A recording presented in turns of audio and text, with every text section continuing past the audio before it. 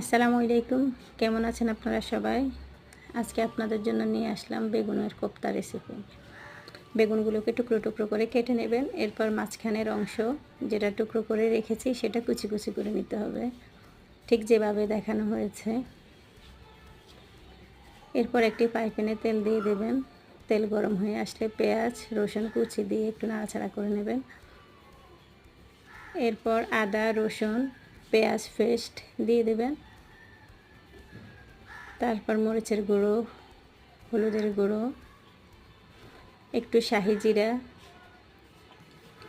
এরপর একটু soya sauce test বাড়ার জন্য থাকলে দেবেন, একটু ভিনেগার, রান্নার টেস্ট চেঞ্জ হবে, থাকলে দেবেন, না দিলে নাই। প্রয়োজন মতো লবণ দিয়ে নাড়াচাড়া করে নেবেন।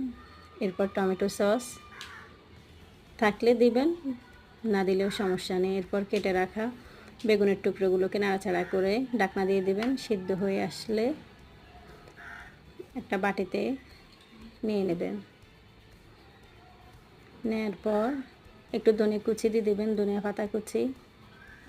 এরপর দুটো ডিম ভালোভাবে মিক্সড করার জন্য, ডিমগুলো যেন ভালোভাবে মিক্সড হয় সেদিকে খেয়াল রাখতে হবে, তাহলে বেগুনের পুরটা সুন্দর হবে।